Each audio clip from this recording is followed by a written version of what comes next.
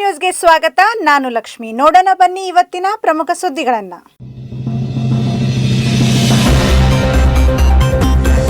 ಹುಕ್ಕೇರಿ ತಾಲೂಕು ಆಸ್ಪತ್ರೆಗೆ ಆಹಾರ ಸಚಿವ ಉಮೇಶ್ ಕತ್ತಿ ಭೇಟಿ.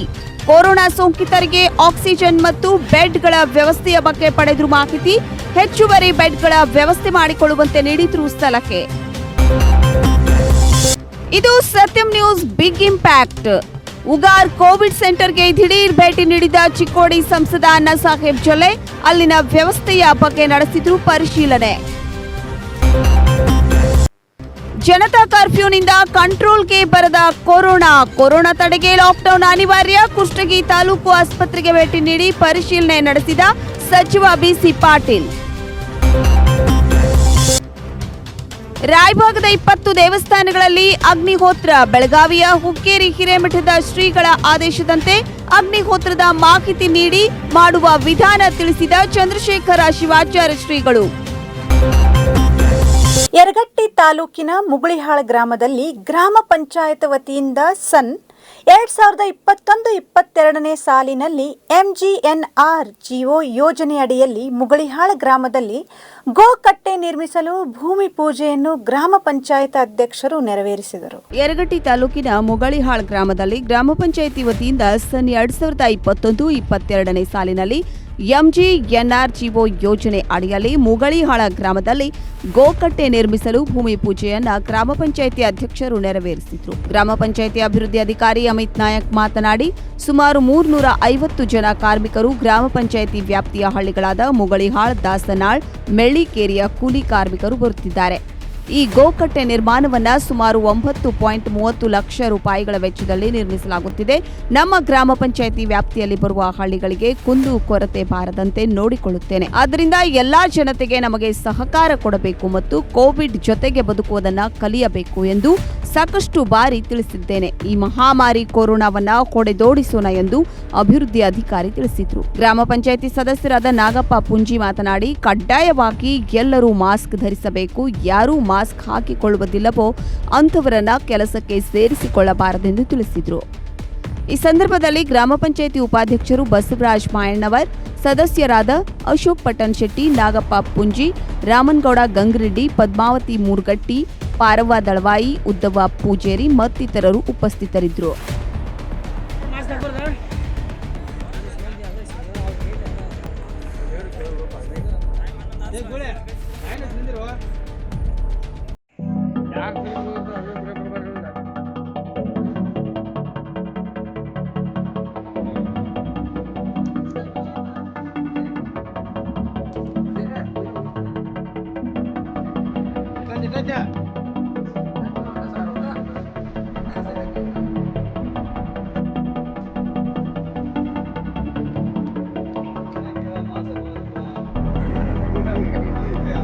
ವಿಶ್ವದಾದ್ಯಂತ ಕೊರೋನಾ ಹೆಮ್ಮಾರಿಯ 2ನೇ ಅಲೆಯ ಅಟ್ಟಹಾಸ ಮುಗಿಲು ಮುಟ್ಟಿದ್ದು ಅನೇಕ ಸಾವು ನೋವುಗಳು ಸಂಭವಿಸುತ್ತಿವೆ.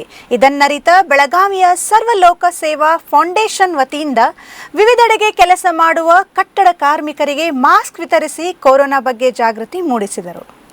ಜಗತ್ತಿನಾದ್ಯಂತ ಕೊರೋನಾ ವೈರಸ್ ಹರಡಿ ಜಗತ್ತನ್ನೇ ದಿಗ್ಭ್ರಮೆಗೊಳಿಸಿರುವ ಸಂಗತಿಗಳು ಎಲ್ಲರಿಗೆ ತಿಳಿದಿರುವುದಾಗಿದೆ. ಈ ಸರಪಳಿಯನ್ನು ಕಡಿತಗೊಳಿಸಲು ಸುಲಭ ಮಾರ್ಗೋಪಾಯವೆಂದರೆ ಅಂತರವನ್ನು ಕಾಪಾಡಿಕೊಳ್ಳುವುದು, ಸ್ಯಾನಿಟೈಸರ್ ಬಳಸುವುದು ಹಾಗೂ ಮಾಸ್ಕ್ ಧರಿಸುವುದು. ಇದನ್ನರಿತ ಸರ್ವಲೋಕ ಸೇವಾ ಫೌಂಡೇಶನ್ನ ರೂವಾರಿಗಳಾದ ಶ್ರೀ ವೀರೇಶ್ ಹಿರೇಮಠ್ ಹಾಗೂ ಅವರ ತಂಡದವರೆಲ್ಲ ಸೇರಿ ಬೆಳಗಾವಿ ಪಟ್ಟಣದ ಸದಾಶಿವನಗರ್ ಮತ್ತು ಹನುಮಾನ್ ನಗರ್ ವ್ಯಾಪ್ತಿಯಲ್ಲಿ ಕಟ್ಟಡ ಕೆಲಸದಲ್ಲಿ ತೊಡಗಿರುವ ಕಾರ್ಮಿಕರಿಗೆ ಮಾಸ್ಕ್ವನ್ನು ವಿತರಿಸಿದರು. ಕೊರೋನಾ ವೈರಸ್ ಅನ್ನು ಹೊಡೆದೊಡಿಸಲು ಸಹಕರಿಸುವಂತೆ ಕಾರ್ಮಿಕರಲ್ಲಿ ಮನವಿ ಮಾಡಿದರು. ಈ ಸಂದರ್ಭದಲ್ಲಿ ಶಾಂತಾ ಪಾಟೀಲ್ ಉಪಸ್ಥಿತರಿದ್ದು ಕಾರ್ಮಿಕರಿಗೆ ಮಾರ್ಗದರ್ಶನ ನೀಡಿದರು.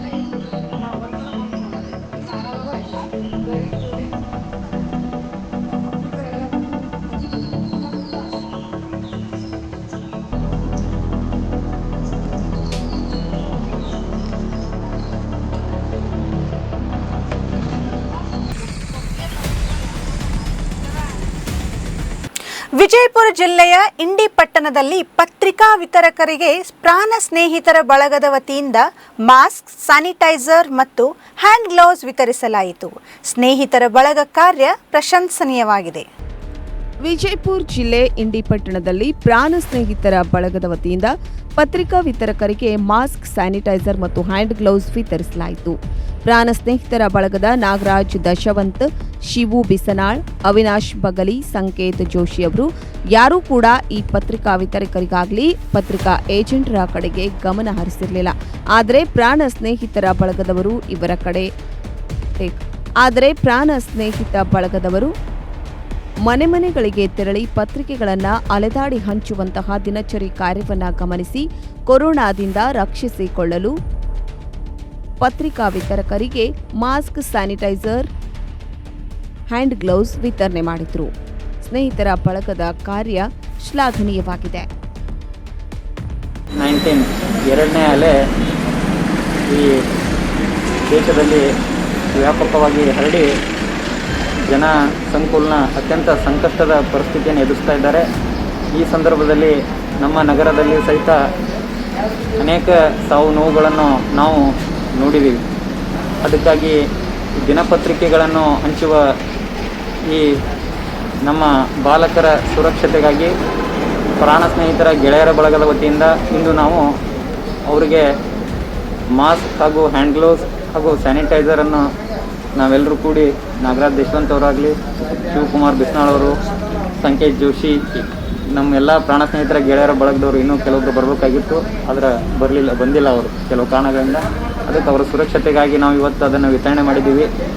ಅಷ್ಟೇ ಮಕ್ಕಳು ಸಹಿತ ಅಷ್ಟೇ ಮುಂಜಾಗ್ರತಾ ಕ್ರಮಗಳನ್ನು ಇದು ಮಾಡಿ ತಮ್ಮ ಜೀವವನ್ನು ಕಾಪಾಡಿಕೊಂಡು ಅತ್ಯಂತ ಸುರಕ್ಷಿತವಾಗಿ ಅವರು ಸಹಿತ ಇರಲಿ ಅನ್ನೋ ಉದ್ದೇಶದಿಂದ ಅವರಿಗೆ ಇದನ್ನು ವಿತರಣೆ ಮಾಡಿದ್ದೀವಿ. ಅದೇ ರೀತಿಯಾಗಿ ಈ ನಗರದಲ್ಲಿ ಜನರು ಈ ಎರಡನೇ ಅಲೆ ವ್ಯಾಪಕವಾಗಿ ಹರಡುತ್ತಿರುವುದರಿಂದ ದಯವಿಟ್ಟು ಎಲ್ಲರೂ ಅನಾವಶ್ಯಕವಾಗಿ ಹೊರಗಡೆ ತಿರುಗಾಡೋದನ್ನು ನಿಲ್ಲಿಸಿ ಸಾಧ್ಯವಾದ ಮಟ್ಟಿಗೆ ಮನೆಯಲ್ಲಿ ಇರಲಿಕ್ಕೆ ಪ್ರಯತ್ನ ಮಾಡಲಿ ಅಂತೇಳಿ ನಾವು ಈ ಮುಖಾಂತರ ಅವ್ರಿಗೆ ಈ ತಿಳುಪಡಿಸೋಕ್ಕೆ ಇದು ಮಾಡ್ತೀವಿ. ಅದೇ ಮುಖಾಂತರ ಯಾರಾದರೂ ಬಂದರೂ ಸಹಿತ ಸಾಮಾಜಿಕ ಅಂತರ ಕಾಪಾಡಿಕೊಂಡು ಕಡ್ಡಾಯವಾಗಿ ಮಾಸ್ಕ್ ಹಾಗೂ ಅವಾಗ ಕೈಯನ್ನು ಸ್ವಚ್ಛವಾಗಿ ತೊಳೆದು ಅತ್ಯಂತ ಸುರಕ್ಷಿತವಾಗಿ ಎಲ್ಲರೂ ಇರಲಿ ಅಂಥೇಳಿ ದೇವರಲ್ಲಿ ನಾವು ಪ್ರಾರ್ಥನೆ ಮಾಡಿಕೊಂಡು ಇದರಿಂದ ದೇಶವ ಕೊರೋನಾ ಮುಕ್ತ ಆದಷ್ಟು ಬೇಗ ಆಗಲಿ ಅಂತೇಳಿ ಆ ದೇವರಲ್ಲಿ ನಾವು ಪ್ರಾರ್ಥನೆ ಮಾಡಿಕೊಂಡು ನಾನು ಮಾತು ಮುಗಿಸ್ತೇನೆ. ಜೈ ಹಿಂದ್, ಜೈ ಕರ್ನಾಟಕ. ಅವಿನಾಶ್ ಬಗ್ಲಿ.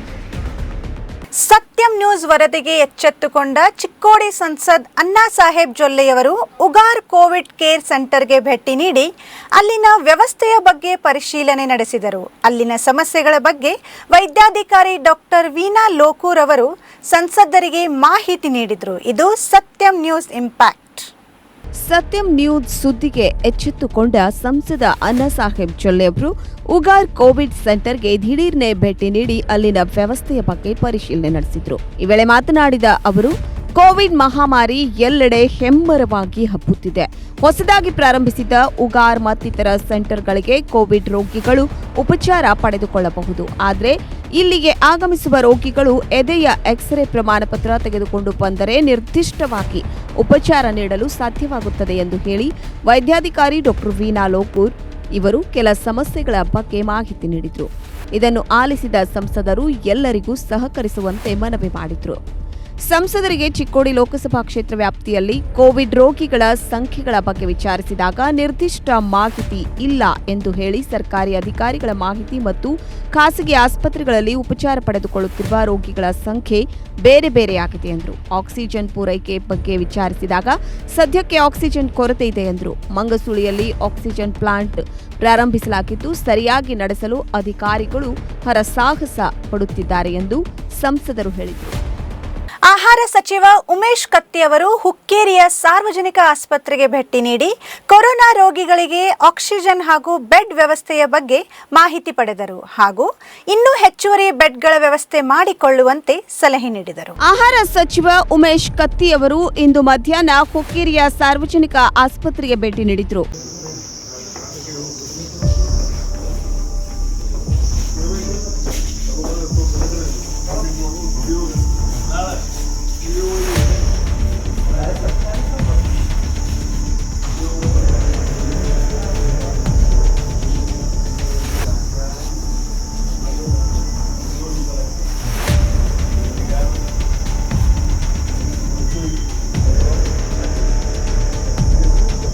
ಸಾರ್ವಜನಿಕ ಆಸ್ಪತ್ರೆಗೆ ಭೇಟಿ ನೀಡಿದ ಅವರು ಕೊರೋನಾ ರೋಗಿಗಳಿಗೆ ಅವಶ್ಯಕವಿರುವ ಆಕ್ಸಿಜನ್ ಮತ್ತು ಬೆಡ್ ವ್ಯವಸ್ಥೆಯ ಬಗ್ಗೆ ಮಾಹಿತಿ ಪಡೆದುಕೊಂಡರು. ಇನ್ನೂ ಹೆಚ್ಚುವರಿ ಬೆಡ್ಗಳನ್ನು ವ್ಯವಸ್ಥೆ ಮಾಡಿಕೊಳ್ಳುವಂತೆ ಸಲಹೆ ನೀಡಿದರು.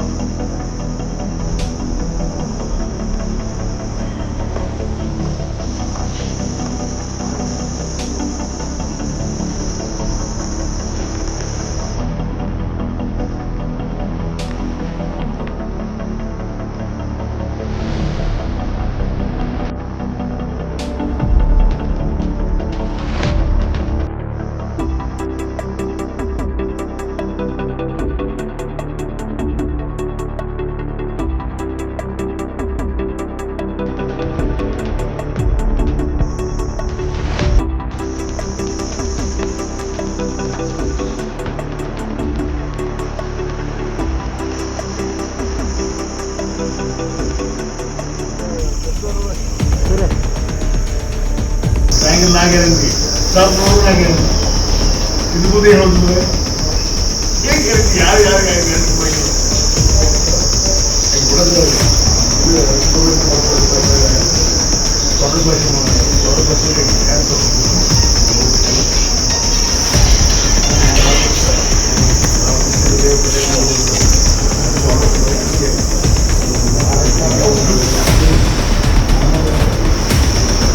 ಈ ಸಂದರ್ಭದಲ್ಲಿ ಹುಕ್ಕೇರಿ ಪುರಸಭೆ ಅಧ್ಯಕ್ಷ ಅನ್ನಪ್ಪ ಪಾಟೀಲ್, ಹುಕ್ಕೇರಿ ಆಸ್ಪತ್ರೆಯ CMO doctor Narasannavar, THO Uday Kudachi, tahsildar DH Hoogar, ಪುರಸಭೆ ಮುಖ್ಯಾಧಿಕಾರಿ ಮೋಹನ್ ಜಾಧವ್, ಸಿಪಿಐ ರಮೇಶ್ ಛಾಯಾಗೋಳ್, ಉಮೇಶ್ ಸಿದ್ನಾಳ್, ರಾಜು ಮುನ್ನೋಳಿ ಸೇರಿದಂತೆ ಮುಂತಾದವರು ಉಪಸ್ಥಿತರಿದ್ದರು.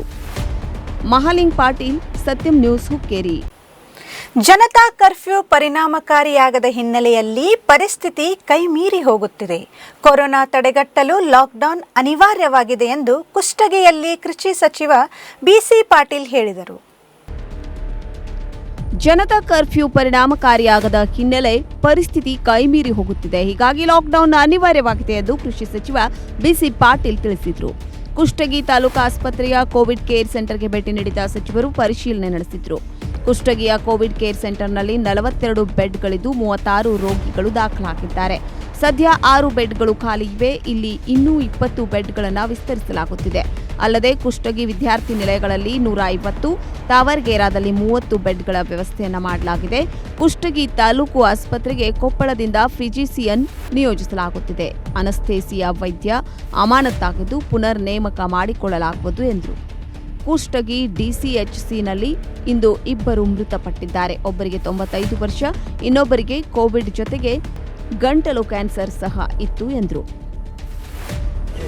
ಕೊಪ್ಪಳದಿಂದ ಒಬ್ಬರಲ್ಲಿ ಡೆಪ್ಯೂಟ್ ಮಾಡುವಂಥ ಕೆಲಸ ಮಾಡ್ತೀವಿ.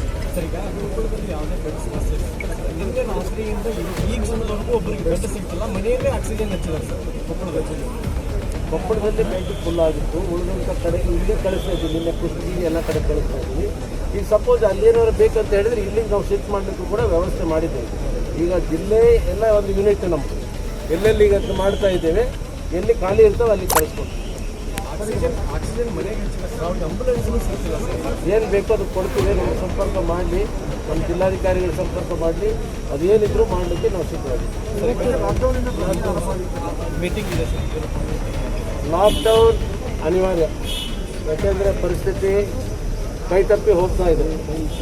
ಈ ಒಂದು ವಾರದ ಜನತಾ ಕರ್ಫ್ಯೂ ಏನು ಅಂತ ಎಫೆಕ್ಟ್ ಆಗಿಲ್ಲ. ಕೇಸು ದಿನ ಹೆಚ್ಚಾಗ್ತಾ ಇದೆ. ಕೇಸ್ ದಿನ ಹೆಚ್ಚಾಗ್ತಾ ಇದೆ.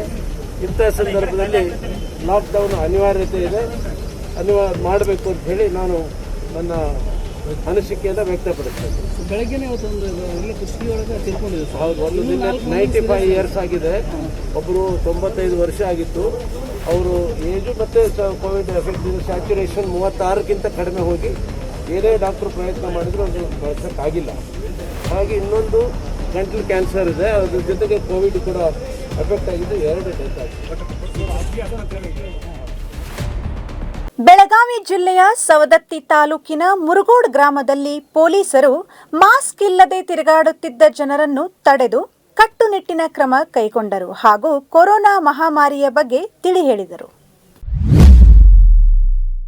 ಮಹಾಮಾರಿ ಕೊರೋನಾ 2ನೇ ಅಲೆ ಹೆಚ್ಚುತ್ತಿರುವುದನ್ನು ಕಂಡು ಬೈಕ್ ಮೇಲೆ ಖಾಲಿ ತಿರುಗಾಡುವ ಜನರಿಂದ ದಂಡ ವಸೂಲಿ ಮಾಡಲಾಗುವುದೆಂದು ಪಿಎಸ್ಐ ಪ್ರವೀಣ್ ಗಂಗೋಲಿ ಅವರು ಜನಕ್ಕೆ ತಿಳಿಸಿದ್ರು. ಆದ್ರೂ ಕೂಡ ಜನರು ಬೇಕಾಬಿಟ್ಟಿ ತಿರುಗಾಡುವುದನ್ನು ಕಂಡು ಕಟ್ಟುನಿಟ್ಟಿನ ಕ್ರಮ ಕೈಗೊಂಡರು. ಪೊಲೀಸ್ ಅಧಿಕಾರಿಗಳ ಸಿಬ್ಬಂದಿ ಹಲವಾರು ಬೈಕ್ಗಳನ್ನು ಸೀಸ್ ಮಾಡಿದರು. ಮಾಸ್ಕ್ ಹಾಕದೇ ಇರುವ ಜನರಿಂದ ದಂಡವನ್ನು ಕಟ್ಟಿಸಿದರು.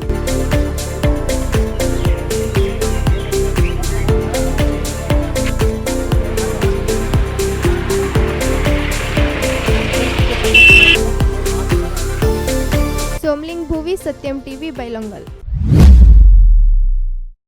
ಬೆಳಗಾವಿಗೆ ಬರುತ್ತಿದ್ದ ಆಕ್ಸಿಜನ್ ಟ್ಯಾಂಕರ್ ಭೀಕರ ಅಪಘಾತಕ್ಕೀಡಾಗಿದ್ದು ಟ್ಯಾಂಕರ್ನ ಟೈರ್ ಬ್ಲಾಸ್ಟ್ ಆದ ಘಟನೆ ಮುತ್ನಾಳ್ ಬಳಿ ನಡೆದಿದೆ. ಬಳ್ಳಾರಿಯಿಂದ ಬೆಳಗಾವಿಗೆ ಬರುತ್ತಿದ್ದ ಆಕ್ಸಿಜನ್ ಟ್ಯಾಂಕರ್ನ ಓವರ್ಟೇಕ್ ಮಾಡಲು ಹೋಗಿ ಲಾರಿಗೆ ಡಿಕ್ಕಿ ಹೊಡೆದಿದೆ. ಡಿಕ್ಕಿ ರಭಸಕ್ಕೆ ಟ್ಯಾಂಕರ್ನ ಟೈರ್ ಬ್ಲಾಸ್ಟ್ ಆಗಿ ಎಕ್ಸೆಲ್ ಕಟ್ ಆಗಿದೆ. ಆದರೆ ಆಕ್ಸಿಜನ್ ಲಿಕ್ವಿಡ್ ಟ್ಯಾಂಕ್ಗೆ ಯಾವುದೇ ಹಾನಿ ತಲುಪಿಲ್ಲ.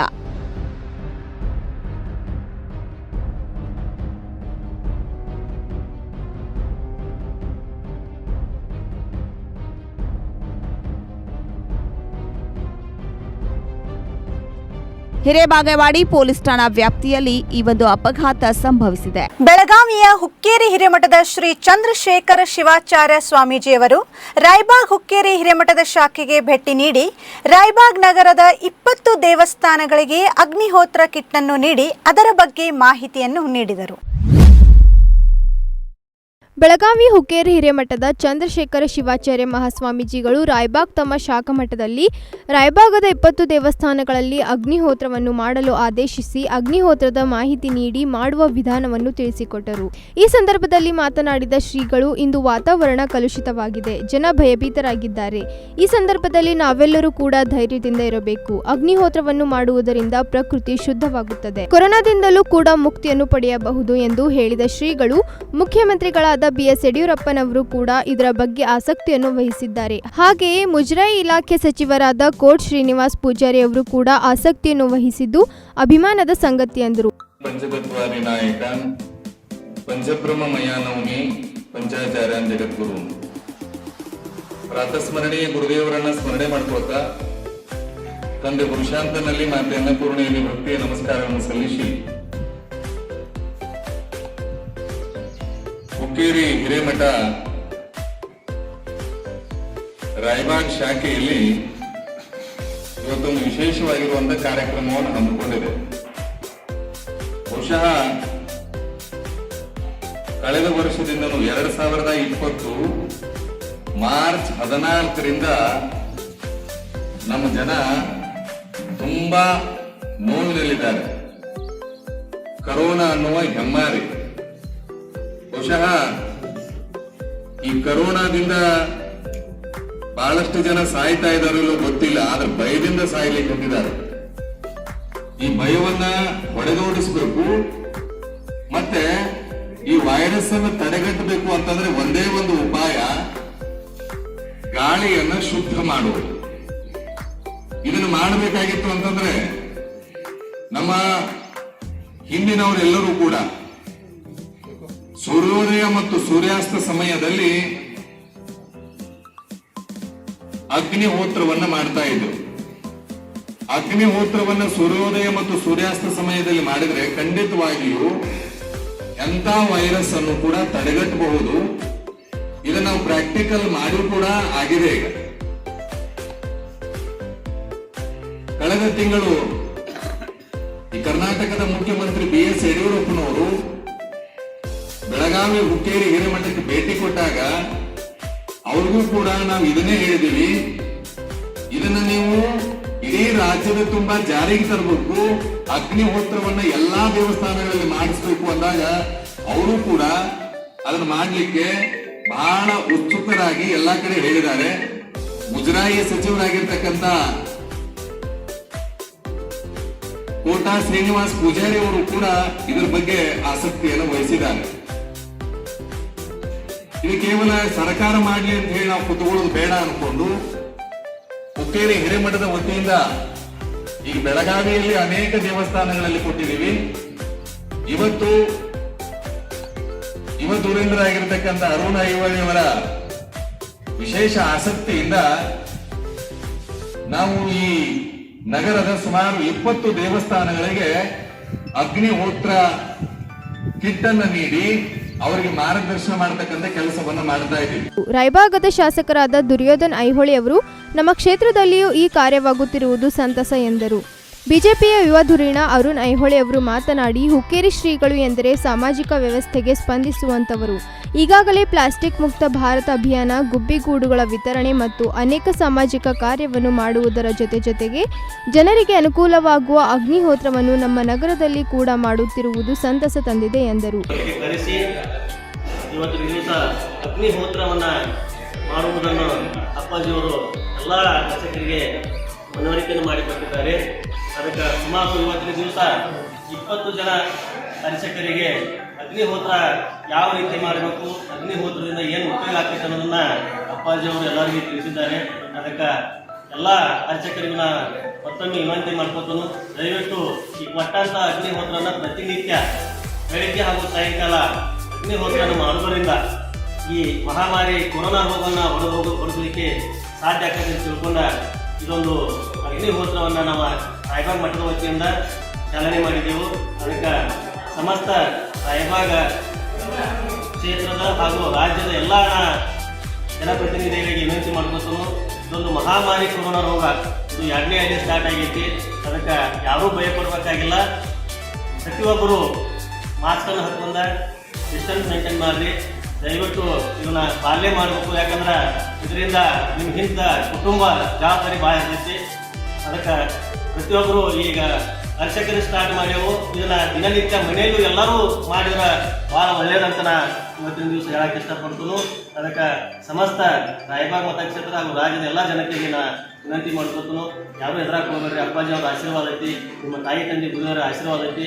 ನೀವು ಆದಷ್ಟು ಈ ಅಗ್ನಿಹೋತ್ರವನ್ನು ಚಾಲೂ ಮಾಡಿದ್ದ ಕರೆ ಆದ್ರೆ ಈ ಕೊರೋನಾ ರೋಗವನ್ನು ಹೊರದೂಡಿಸಲಿಕ್ಕೆ ಸಾಧ್ಯ ಆಗತ್ತೆ ಅಂತೇಳಿ ಈ ವಿದ್ಯಾ ಹೇಳಿಕೆ ಇಚ್ಛೆ ಮಾಡ್ತೀನಿ. ಅಗ್ನಿಹೋತ್ರ ಪರಿಕರದ ಸೇವೆಯನ್ನು ರಾಯಬಾಗದ ಕ್ಷೇತ್ರ ಶಿಕ್ಷಣಾಧಿಕಾರಿ ಶ್ರೀಮತಿ ಪ್ರಭಾವತಿ ಪಾಟೀಲ್ ರವರು, ಬೆಂಗಳೂರು ನಗರದ ಶ್ರೀಮತಿ ಪಂಕಜ ಮಂಜುನಾಥ್ ಅವರು ಅಗ್ನಿಹೋತ್ರ ಪರಿಕರವನ್ನು ನೀಡಿ ಈ ಕಾರ್ಯಕ್ಕೆ ಸ್ಪಂದಿಸುತ್ತಿರುವುದು ಅಭಿಮಾನದ ಸಂಗತಿ ಎಂದರು. ಈ ಸಂದರ್ಭದಲ್ಲಿ ರವಿ ರಂಗೋಳಿ, ಎಸ್ ಕಾಂಬ್ಳೆ, ಬಿಬಿ ಪೂಜಾರ್, ವಿವೇಕ ಎಂಕನರ್, ಮಲ್ಲಪ್ಪ ಅವ್ಳೆ, ಮಾಯಪ್ಪ ಕಿಚಡೆ, ಇಮಾಮ್ ಪಠಾಣ್ ಇನ್ನೂ ಅನೇಕರು ಉಪಸ್ಥಿತರಿದ್ದರು. ಇವೆಷ್ಟು ಇವತ್ತಿನ ಪ್ರಮುಖ ಸುದ್ದಿಗಳು. ನಿರಂತರ ಸುದ್ದಿಗಾಗಿ ನೋಡ್ತಾ ಇರಿ ಸತ್ಯಂ ಟಿವಿ ಕನ್ನಡ. ನಮ್ಮ ನಡೆ ಸತ್ಯದ ಕಡೆ.